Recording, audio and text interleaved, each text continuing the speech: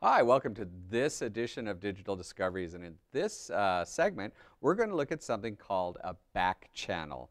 And that's probably a term that's completely new to a lot of teachers and principals out there. And so that's why we thought we would do this segment, because back channeling is very, very big in the area of social networking. And so hopefully by the end of this segment you'll have a pretty good understanding what a back channel is, and you'll be actually doing it once you get going. So we're going to actually show you how to do it in professional development settings, and if you're brave, we'll even show you how to do it in your classroom. So let's go to the computer here, and I want to show you Twitter. Now, Twitter is an online service where people put tweets. They're little tiny messages about what's going on. And some of the tweets are meaningless, some of them are good. So how do you figure out which tweets to follow, which people to follow? I only follow other educators. So you can see educators and news, things that have to do with my job. Those are the tweets that I follow. And so you can even go down even further when you're looking at tweets, when you start following a back channel. So a back channel, well, let's just show you what one looks like. So on Twitter here, we can do some searching. So up here in the upper right-hand corner, you see I can do a search. And so say I want to do a search for something that, I don't know, that interests me. So I know that there's a lot of education leaders out there. So I might do a back channel search for something called Ed Leaders. Now, what I've just completed here is something called a hashtag. I'm looking for something called a hashtag. I've typed in Ed Leaders, and so now what Twitter does is it goes out and it looks at all the tweets that have the message at the end or the hashtag that says Ed Leaders. So say, for instance, I go to this gentleman here, Mark Flamendorf, and it says North American firms put most priority on leadership skills. And so I zoom in on there, and you can see that his message has leadership. It's got a hashtag called leadership. It's got a hashtag called NNJST, which I'm not quite sure what that is, but it also has that hashtag called Ed Leaders. So what Twitter does with a hashtag is that if you put a hashtag at the end of a message, it can actually go out and search and put all the messages that have that hashtag at the end of it. So let's look at another one just as an example. Let's see. I know there's one called EduTalk.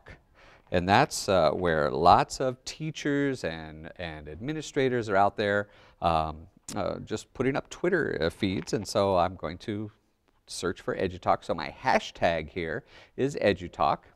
And so look at what the people have put out. Here's lots of people putting out information. But you notice that every single one of these has the hashtag in it, EduTalk. So why does the hashtag have anything to do with the idea of back channeling? Well, if you're using a back channel, it allows you in class to actually have kind of a backdoor conversation going on while you're teaching.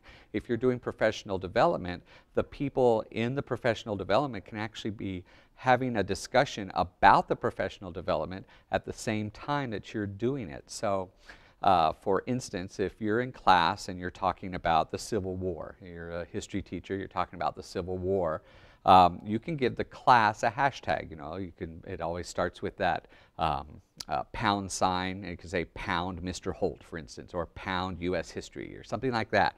And then the students can enter questions, or they can have a back channel discussion. They can have that discussion going on without interrupting the presentation, but they can actually have it going on during the conversation. And this is a great way to get students to start thinking about presentations much more deeply, because students will actually start sharing what they know. If somebody on one side of the room has a question, they can put the question into the back channel. Somebody else on the other side of the room can answer that question.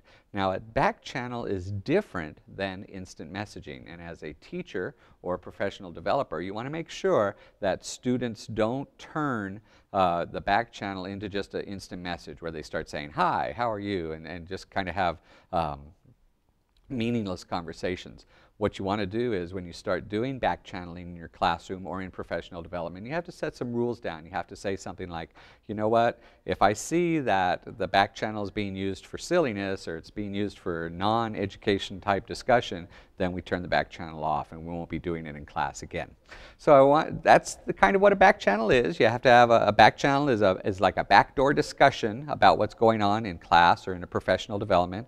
And then you always have to have a hashtag, and the hashtag is always that pound sign and then whatever the word is that you're following. So you can have a hashtag with just your class, you can have a hashtag about your topic, whatever that is. So I want to show you an online site called Today's Meet, which allows you to have a back channel discussion without ever having to go up to Twitter, because a lot of people can't get to Twitter. Twitter might be blocked in their classrooms or their school district, and so Today's Meet usually isn't. And that's because Today's Meet is kind of a walled garden where you can still have that back channel conversation, but you don't have to put up with the rest of Twitter and all the other people that are on Twitter.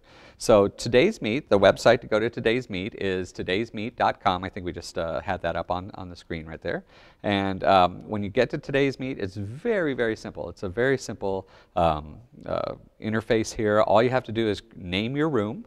And so in our room today, I'll pretend I'm a teacher, and I'll just call my room Mr. Holt. And so that's the name of my room.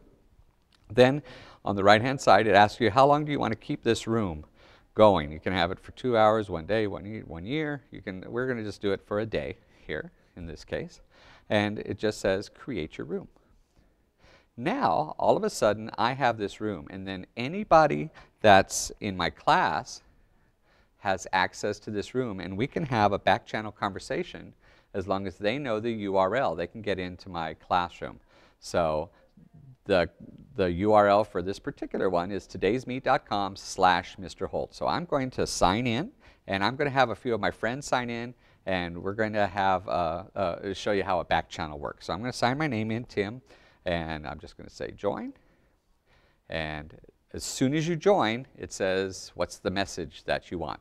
And so I'm going to say, hello class, today we are discussing the Civil War. And so I just type that in, and so I see that one of my students, oops, I'm not spelling discussing very well. And I just say, and so you see it pops up. And so the latest ones, the newest ones are on top, the oldest ones are on the bottom. And so maybe my students, like Ashton, who's in the class, she might have a question that she can have. And so this can be running in the background while you're doing your presentation. So what a teacher can do is actually minimize that,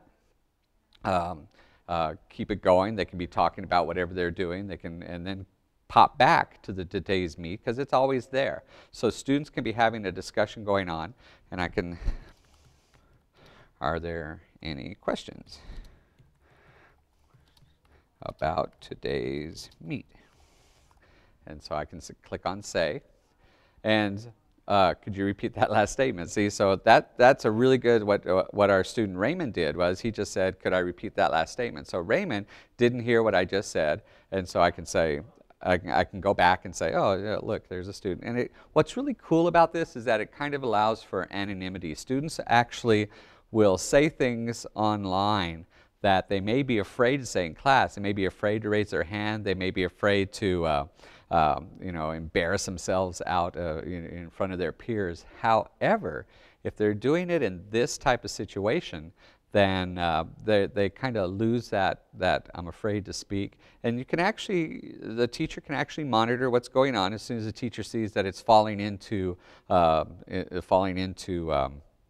just idle chit-chat. They can turn it off, they can end it, and it's a very powerful tool to have. So I encourage everyone to start using Today's Meet and start using back channeling for the class. So today's Meet's a great place to start because it's safe, it's online, and it's a walled garden. So only the people you allow into your room is the one that ends. So you see Ashton's asking questions, which battle was the bloodiest, when did the Civil War end? So those are all the different kinds of things. And you can see that my students here are asking questions that are pertinent to the conversation. So can you think of a back channel use for classrooms? I think you can. Or for professional development. If you're doing a professional development, maybe you're a principal and you have your staff meeting going on, can you use back channel to make the learning deeper? Thank you for joining me for this segment of Digital Discoveries.